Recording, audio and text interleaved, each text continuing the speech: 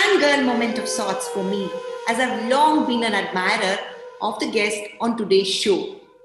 He is in a class of his own as a musician, and over the years, he's emerged also as a conscience keeper of the country. I'm very excited to bring you Remo Fernandes all the way from Porto, Portugal. Hi, Remo.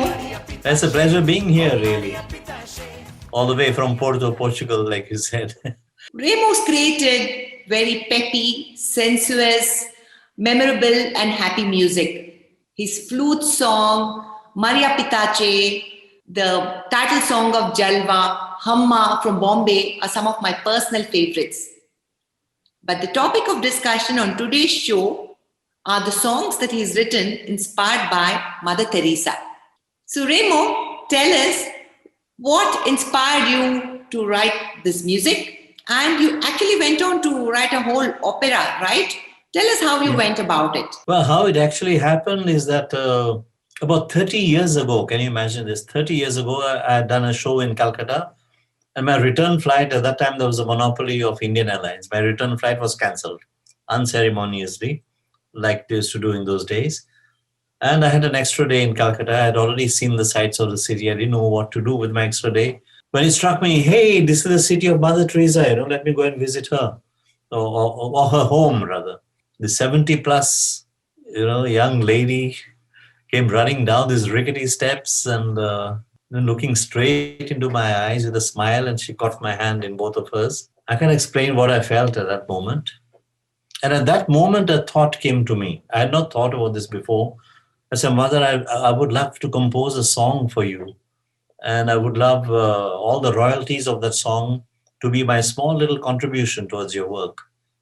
I don't want to interview you for the song or anything. Just this 1 minute in your presence will be enough of an inspiration. And she smiled and she said, wonderful, son, do it, but do it with love. Do it with love for Jesus.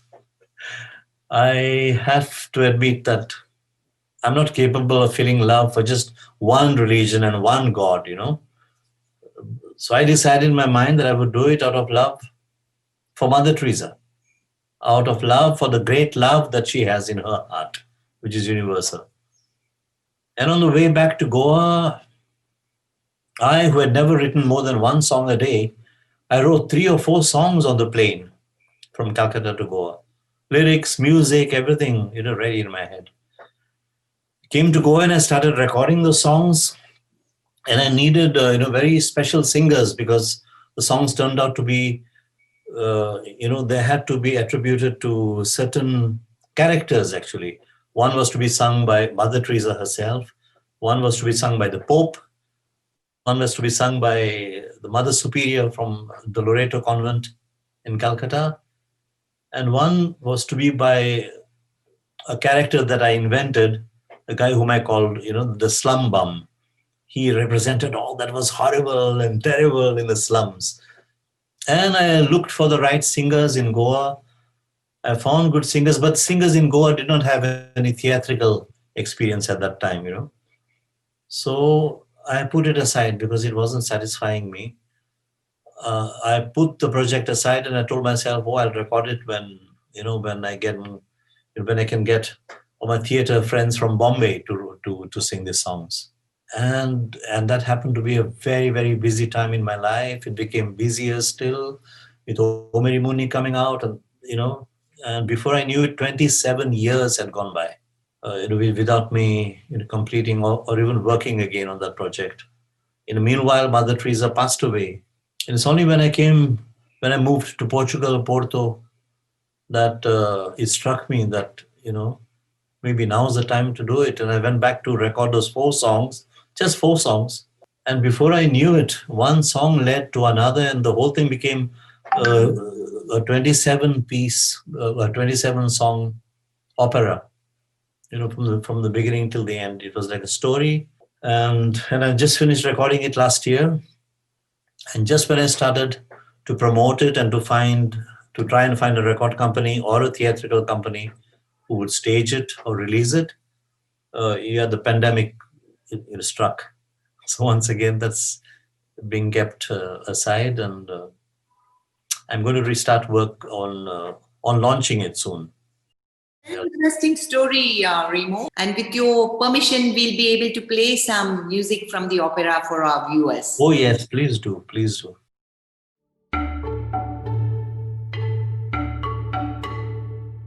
Mother, I've got something to say, and I've got to say it today. I think that I have found my way, and I've got to go away. Agnes, you're leaving us? Mother, my real life has begun. There are hearts to be won. Oh, my family, I want to be a nun. A nun? I don't much care for worldly fun. I'm going to Calcutta where they need me. She's going. I'm gonna make my life worth this while. She's going. I'm going to Calcutta where they can use She's me. going. And maybe I can make somebody smile. Each and every cent, rupee, euro, dollar, which comes in from the sales of the Mother Teresa opera are going directly to the poorest of the poor. I'm not deducting anything even for my expenditure. I recorded it when I came to Porto. All that took about 3 years of work after I resumed work. And I used a professional studio here to master the whole thing. And without any deductions, all the sales are going to the poorest of the poor. There are 35 singers on it, and from all over the world, India, America, Europe, UK, everywhere. And they've all sung for free. They've all sung for free because this is a genuinely charitable project, absolutely charitable. And you handle the entire music, the composition. Yes, I wrote all the lyrics, I wrote all the music, and I recorded all the instruments. I sequenced and played live as well, guitars and flutes, and recorded all the music myself. And then I went and I searched for the right singers. This time I found them. Now it's ready. I was looking at your whole collaborative history, and I've been seeing that obviously you work with composers like Rahman and many others. You also perform with internationally famous musicians from bands such as Tal, from Led Zeppelin, from Queen. Obviously, they influenced your music, but I'm more interested in knowing whether you give them the go and vibe. Well, I don't really think so. I have to be very honest here. I'm not an international superstar like they are. They are truly international superstars. So the whole world is influenced by their music. They played with me one time. It does not mean that they keep on hearing my music the way we hear their music all over the world. So I don't think they got influenced by my go and vibe. No. We in India like to think that as soon as we do a concert abroad, we are international. I don't live under that delusion, no. Because we are known, when we do concerts abroad, they are attended by Indians abroad. For an Indian to really be able to call himself an international star, he's got to be known by each and every Frenchman in France, by each and every Englishman in England, by each and every Spaniard in Spain, and not only by the Indians in these countries. We call ourselves international a little too easily, I think. I don't think I'm an international artist. So obviously, neither Tal nor Queen nor anybody is going to be influenced by my music. No, I was influenced by theirs, as you rightly said, especially by Tal when I was a student. And that led to your interest in picking up the flute, I presume. I guess so. Although the flute was at that time played by Traffic, by another group called Traffic, even before Jethro Tull. I loved the instrument always. Always feel that the guitar and the flute are like the male and the female of instruments. For me, the guitar is male and the flute is female, and they just complement each other so beautifully, the sounds and everything. Oh, that sounds really beautiful.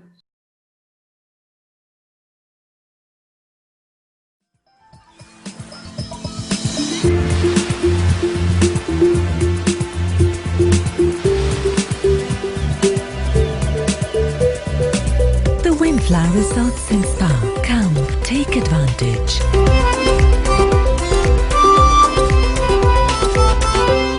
Another thing that I've noticed is how you brought in a lot of political statements into some of your music. You know, you've tackled subjects such as communal violence, corrupt politicians.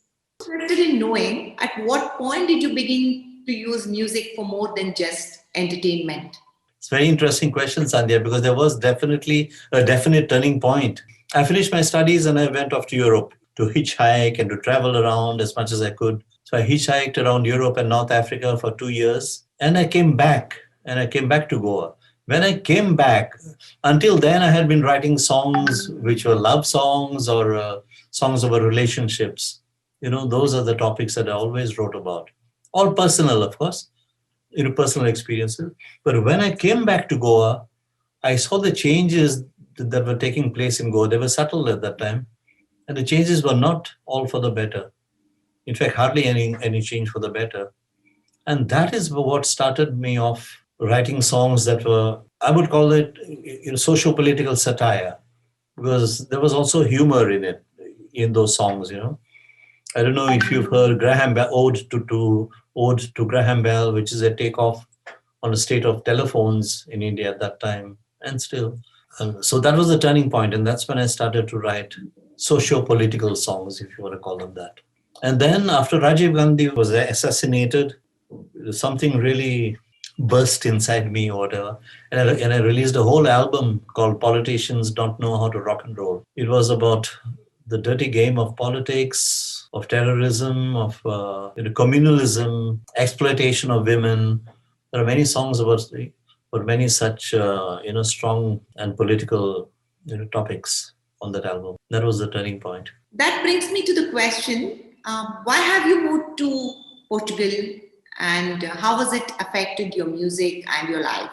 Goa is no more the Goa that I grew up in. And it hurt me too much to see its nature destroyed, to see garbage covering our streets, to see the traffic becoming as unruly as it is in most parts of India, and to see people from all over India coming, selling, and bringing not the best of their cultures with them, but sometimes the worst. I didn't feel at home in India anymore. My parents expired some years ago. My marriage ended a few years ago. So now there was nothing to tie me, down to Goa. All these years, I had ties. I had personal ties. Now suddenly I found that I didn't have that many ties. Goa itself was the greatest tie for me. That itself had snapped. So I decided that I didn't have to live in a place which I saw being destroyed day by day by day, by more and more. It was very depressing.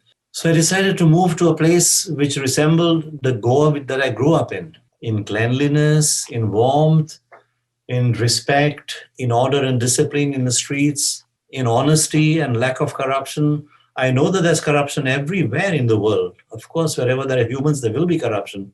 But there's a difference between 2% corruption and 98% corruption in some other place.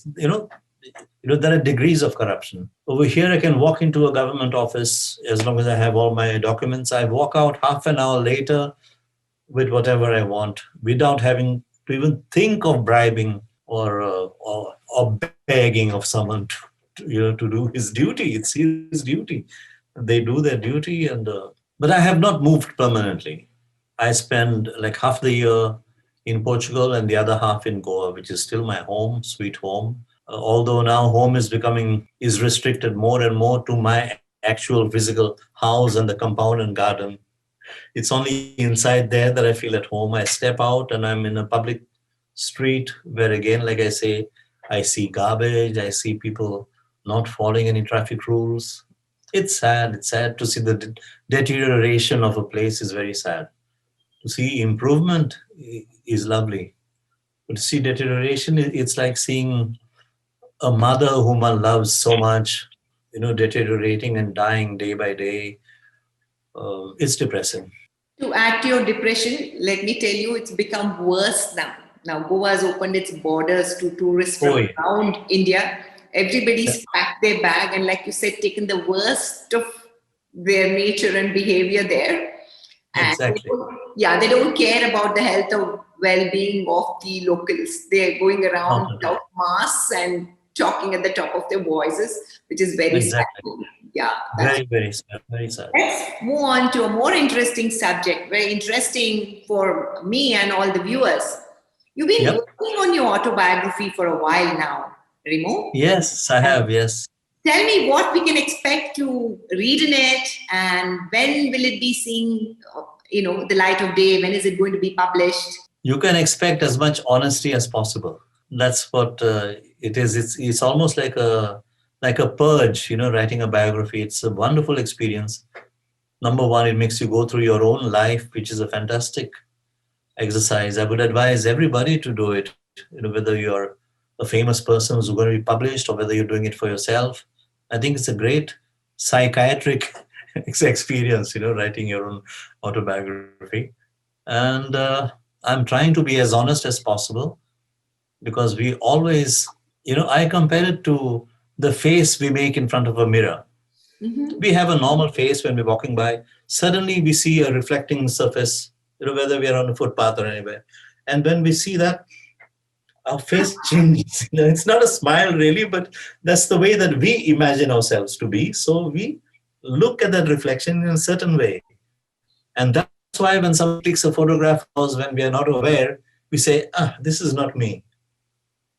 But that is us. That is the us that everybody sees normally. The other one, the other face that we make when we know that we're being looked at, is a face that only we know, or that we imagine our face to be.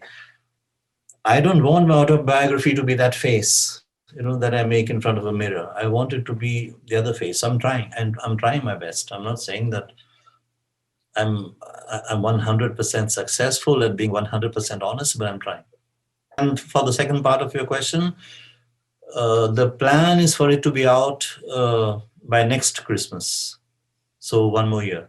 I'm happy, very thrilled to say that I've got very keen offers from 2 of the top publishers in the country, in India. So tell me whenever it's going to be ready, because I'm going to pre-book my copy as soon as I hear it. Wonderful. Thank you so much. Thank you. Really? We did something together many years ago, right? Yes, I interviewed you for the Best of Goa coffee table book, and we have a lovely photograph of you playing the flute, which was taken in your home. And you also played a very big role in the release of the book, because along with Mario Miranda, you did the honors at the Taj Aguada. Yes, I remember that, yes. It was a beautiful romantic evening. It was gorgeous. I want to thank our viewers for joining us on this very special edition of Spotlight with Sandhya. Please do comment on the video. We look forward to reading your comments. You can also listen to this interview as a podcast on Spotify. Thank you, viewers, and thank you, Sandhya. All the best.